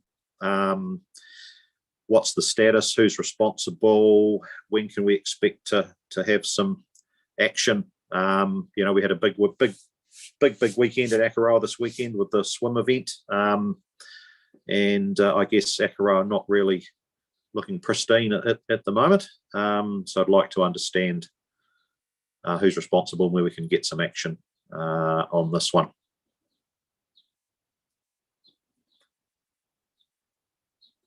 I know it was Delta, but I don't believe Delta is responsible anymore. Thank you for that, Jamie. Liz, I believe it's under the roading contract, so we can send a question through, or create an action and send a question through to our roading people and ask them. Thank you. Thank you. Jamie's already logged a. Jamie, you did a SnapSend solve last week, didn't you? Yeah, I did. I haven't heard anything back yet, so You have a number. It's pretty bad. It's pretty bad. I mean, Yeah. anyone coming over to Akaroa, you want to have a look. It's I've never seen Yeah. it like this. You know, certainly Yeah. since I've been back in Akaroa. Yep. Could you Never send had a us the wet number season. for that SnapSend solve, if possible? Yeah, and I think the question is more about the wider thing of how has it actually got to that stage rather than doing it. I noticed along by the rec ground it is pretty bad. Thank you. That's all from me, Tori. Thank you. Okay, thanks, Jamie. Okay, next one on my screen I've got is Andrew. So I'm just trying to, if I do leave the screen, I'm just trying to get that puppy to be quiet in the background. No, that's all good. I don't have a lot to report. I mean, in these times of minimal face-to-face contact and minimal public events and meetings and that sort of thing, there isn't as much people contact as we normally would expect. But I did make a visit out to Le Bons Bay, where I met with a relatively large group of residents and property owners out there. The issues at Le Bons are all to do with the flow of water, so quite different than some of the more roading infrastructure related issues at Long Bay and at Goffs and so on. What became obvious to me as part of that visit is that there's a need for the council and ECAN to be talking to each other about roles and responsibilities, and for us to be working hand in glove with ECAN to make sure that nothing slips through the cracks. Now, the residents have clearly got expectations that remedial works and work that they feel needs to be done both in stream and around streams occurs before we get to winter. Of course, people that have had water through their houses are absolutely terrified that the same thing is going to happen again. When winter, of course, is traditionally, even though this year not necessarily in practice, the time of year that we get most rain. So I've already met with our staff. There are already some conversations going on between senior managers, both at City Council and ECAN, about exactly this matter. And I've asked to be kept in the loop with what's happening there. So, yeah, one of my biggest focuses is making sure that Council and ECAN are talking to each other so that we understand whose role, responsibility and funding responsibility various works are. And I mean, regardless of who delivers the work, the planning and the funding needs to be done by the appropriate body. We all know that these things can take time. On this one, my view would be that we don't have a lot of time because there are some things that just need to be put right. So keeping a close eye on that one. Okay, thank you, Andrew. Anything further? Or... No, that's everything from me at the moment. Thank you. Thank you. Right, next one on my screen I've got is Tyrone. Anything from Members Exchange? Tori, can you come back to me because I'm just recharging my headset? Yeah, no problem. Okay, so Nigel.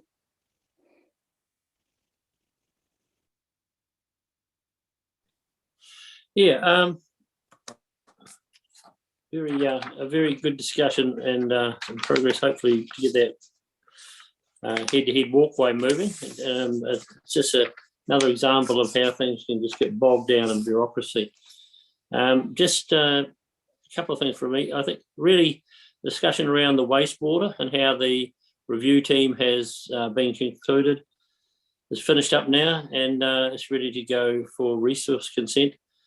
Some of the good outcomes and I guess the acceptance, particularly of the Friends of Robinson's Bay. There's been some good outcomes there. Obviously, the big pond has gone from Robinson's Bay into smaller storage tanks up at the top of the valley.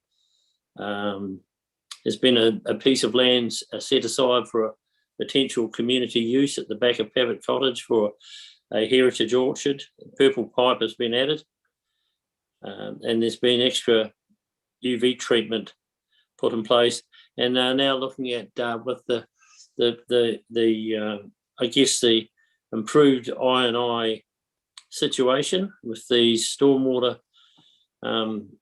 being reduced into the sewer system, it has actually meant that they probably don't need as much for irrigation and possibly less or potentially no irrigation on the Takamatua flat.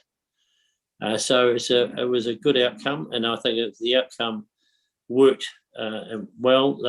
The staff listened and there was some good, robust discussion around things, and all sorts of good things have come out, including tracks and potentially linking up the reserves going forward, and working with the community to get that into the system as well. But having the people that were affected there gave us the credibility moving forward for that, and I think I'm very happy with the outcome and where it's gone to. And just one other small thing, the fire bell has disappeared. It's been cut off. The fire bell I keep bringing up that needs to be restored beside the old the track where it was originally set beside the fire brigade. It's now disappeared. Hopefully the staff have got it and not someone looking for a souvenir. But hopefully we'll hear back from them, that heritage team, in the near future about that. That's me. Thank you. Okay, thank you, Nigel. Right, Nigel, have you put in a request to see if the heritage team have got it? No, can I do that through here, or? Yeah, we can do that. Could you do that, please? We could do a snaps and solve or RFS. Yeah. Thank you. Okay, thanks, Nigel. Okay, next one I've got is Howard. Anything from Members Exchange? I think everyone's pretty happy over here. Nothing exciting's happened, so we're just carrying on, battling down. The biggest concern, I suppose, the biggest excitement is the fish and chip shop opened. So I've heard a lot of good feedback regarding that one. I don't think that's important, but over here in the bay, that was big excitement, and there was they were inundated, and it was very richly approved. So that's our big excitement. Yeah, no, it's good that local businesses have got a good support from the community. So that's fantastic. Thank you for that, Howard. Ruben. Yeah, sure. I've got a couple of things. One was whether there was just with the proposed Evans Pass closure that was on the cards for this year, with some upgrades to that, around whether there was a when and a why, or for how long on that one, just so we could. A couple of people have been surprised or concerned about the impact that might have. I know we've got them coming, NZTA coming to talk to us, or Waka Kotahi coming to talk to us, so maybe there's a opportunity to find out when they come. But do we know anything at this stage about that? It's actually a council road, not a Waka Kotahi one, so we can send a question through to staff. I don't think I've seen anything, but we can ask staff. Cool, thank you. The other was just to follow the question from last week around the progress with the application for the market to shift into Albion Square, and whether there was any response back on that question yet, or a time frame for a response. Sorry, nothing yet. Cool. Would that be probably by the next meeting, do we think, an answer? Yes, it should. I wonder, I guess that the people have approached you to ask, have they spoken to the team that? Yeah, they have. They have, and I think they it seems like there's a lack of continuity with the people or the person that they're dealing with. So it feels like the message, they're not getting a consistent conversation or a clear conversation as a result of that. Okay, we'll follow up on that side of it then. Cool. And then the other one, there's two more. The second to last one is with the works that are going on, there's quite extensive roadworks going on with the drain repairs on Oxford Street currently, and there was some additional road cones and things that went in yesterday, but there's further up which could potentially have quite a big impact on a number of residential properties and flats, and there's been no communication about what's happening. So there was a bit of panic amongst residents that they might be losing access to driveways or getting restricted access on the road. And I just wondered whether there's obviously they can call council and find out what the plans are there, but it just seemed unusual that there wouldn't be advance notice like there would typically be.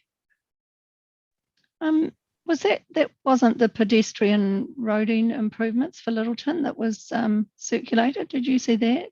Yeah, no, it wasn't that. It It's was not that, right? It was just so there's the existing brick drain, I think, that's having a major repair undergoing on Oxford Street, which is closing Oxford Street to uphill traffic between Winchester and Ripon. But at the Ripon intersection, there was some additional road cones and then some dramatic markings sprayed onto the road, which made residents concerned that a large section of road was going to be dug up as part of that repair. But there was no communication about it, just preparatory moves on site.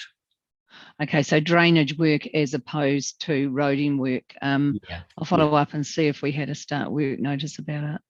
Yeah, great, thank you. And then the final thing from me is just whether we've been able to progress the idea of, I guess I call it deconstructing the labyrinth around RMC agendas and minutes, just so that they're easier to search and find for members of the public who wanted to know what are happening in their local reserves. There was some talk about creating like an online database or sort of central point that would make it easier for people to find those. Yeah, I can speak to that. So there's a council staff member that I'm working with who has indicated that he can provide some information on the RMCs on the board's council website. With respect to actually posting any minutes on the website, though, that gets a bit trickier because if they're unconfirmed, then we'll have the issue of having to update with possibly confirmed minutes. So the idea currently is to provide a list of minutes, RMC minutes that are available, and then also provide contact information from staff, myself, for example, so that someone could reach out to us and then we could then provide those minutes directly to the requester. It just allows us to not have quite as much back-end work with the minutes, and then doesn't put us at risk for having outdated minutes on the council website as well. Yeah. So would it be possible for a member of the public to go on at any time and find those minutes, or would they have to request them? So I have been creating like a log of every time we receive RMC minutes that come to the board. So that information currently sits with me because it hasn't been created in the past. So the only way to look at that, anytime before really 2022 at this point, is that really kind of intense process of knowing that minutes came to an agenda and having to go back and look for an agenda and seeing if the RMC minutes are there. So it's not really intuitive for members of the public, which is what we're trying to address by cataloging those for 2022. I guess if you wanted that kind of information available on the website, we could talk about that, or I could have that conversation with the council staff member who's helping me out about creating this for the board's website. Yeah, I just think, it would be great if people could find them quickly and when they want to, which often will be outside of, the normal working hours, potentially with people looking them up in the evening and across weekends.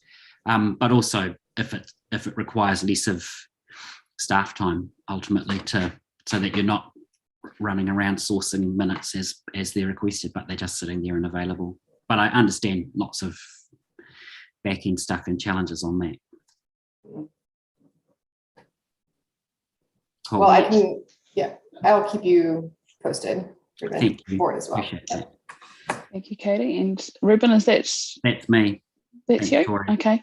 I'm going to go to Tyrone now. Scott, if you have anything to share, I'll come to you after Tyrone. Oh, yeah. Cool. Thanks, Tori. Just a few things. So the board may recall that we approved the design around the John Jameson lookout over Littleton Harbour at the top end on the Summit Road there a few months ago. And just a quick update there. So Summit Road Society have gone out to tender and they've found a preferred, I won't go into the details because it's not quite public yet, but that project's progressing really, really well. And it's just a really good example of, you know, an organisation that can go and independently get funding and create a project within our board area and execute it relatively quickly. So that's, you know, it's really positive. They do great work there. Secondly, the inaugural meeting of the Littleton Port Seafarers Welfare Committee happened last Wednesday, I'm going to say. I was in attendance, and I was elected as the deputy chair on that one, or the vice chair. So that's all happened now. Officers and it's been set up. Really, just such good support from the. I just want to say, I mean, so the committee's been established because of the terms of the Maritime Labour Convention, which was the thing that drove us this board to support the provision of funding for seafarers in New Zealand ports. And so this committee's kind of come out of that. But it's really good just the way that it's LPC for a start, and the unions and other organisations have really supported this. And it's in a really, really good space. I think it's not the only, the Littleton one might be the second committee of its type formed around the country, but hopefully we'll see many more. So that's that. What else did I have? I'll just leave it there. Can't remember the other thing. Cheers. Thanks, Tyrone. Scott, do you have anything to share for Members Exchange? Not from the local community, but as one of the board trustees for the Te Ara Patiki Park, the new 500 hectare park between Mount Herbert and Mount Bradley, that we've had 2 meetings so far. They've been very progressive and positive. We've got 2 representatives from Ngāti Wheki. We're going to have a representative from Kokorata join us next month. 2 from Brondonald Trust and 2 from Autumn Bradley Park that make the board up. So next week the deed gets signed, which means we can start setting up the trust or the board, so receiving charitable funds. At the moment, there's quite a few interested commercial parties that are going to help out with funding, and we're talking sort of $200,000-300,000 a piece. So it's looking really, really positive for funding for maintenance and building new tracks and getting cycleways in there. We had a 3-year maintenance plan, which we're going to look at the end of this year and probably excel it, just due to the support from local communities and local businesses. Which is, it's blown me away how much support there is actually out there for it. So I recommend, if any of you guys get the opportunity to get up there or get through Autumn Bradley Park, if you want to use the park above Autumn Bradley Park and you want to park in Autumn Bradley Park, you can tell them that you're not paying for their fees at the moment as a private park. That's just one of the issues we've got to sort out going forward, because Autumn Bradley Park is a private park, and the whole point of having the new park set up is for free access to walkers. So that's the only big issue we're coming up with at the moment, a few access points and how we get around those sort of things. Apart from that, everything else is going well. I'd love to take you up there one day if you're all keen, or individually. I won't be doing it for the next month, I wouldn't have thought. So that's all from me, Tori. Thank you. Thanks, Scott. Appreciate the update. The update that I have, I did go as part of the Water Zone Committee to a property in Purau just last week before. Fantastic in how they are restoring what's going on around the peninsula and getting their waterways and everything back up to where they should be, and their native plantings and everything's from the land that once was farmed to restoring it to what it should be, which is fantastic. The only other thing that I've had raised with me is just regarding Birdlings Flat wastewater. I had another concerned resident phone me up the other day, concerned in the fact that if they do have to go for a renewal of consent to discharge. Apparently that process takes time, so they're concerned that they're running out of time because to have to renew. So sooner we can get any information that we can out to the community, that'd be better, because I'm almost fielding calls, not quite daily, but certainly weekly, on what's going on and the confusion and what does this mean, and that kind of thing. So if we can get any information out to the community sooner rather than later, that would be appreciated. Other than that, that is pretty much what I've been up to the last week myself. So on that note, I think, Liz, unless there's anything else, I think we're good to close the meeting. I'll get Tyrone to close with the closing karakia. If you can, Tyrone. Quick reminder, just to stay on the Zoom link, just and mute yourself to come back for the briefing after lunch. Okay, thank you, Liz. So Tyrone, I'll get you to close. Cool, thanks, Tori. Kia whakaria te tapu, kia wātia aiteara, kia turuki whakataha ai, kia turuki whakataha ai, humie, huie, taiki e. Taiki e. Kia ora. Thank you, Tyrone, and thank you everyone for being part of the meeting this morning, and we'll see you later. Sure. Okay, we'll see you in half an hour. Thanks, Katie. Thanks, Tori.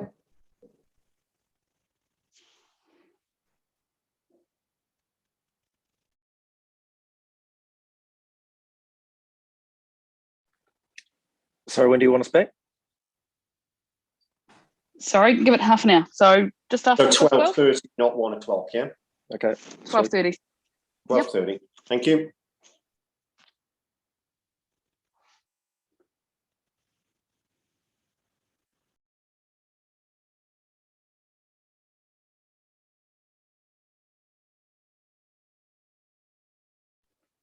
Katie, you might need to take it off live. You've still got it recording.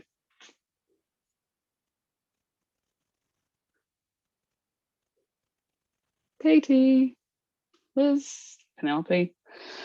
Damn.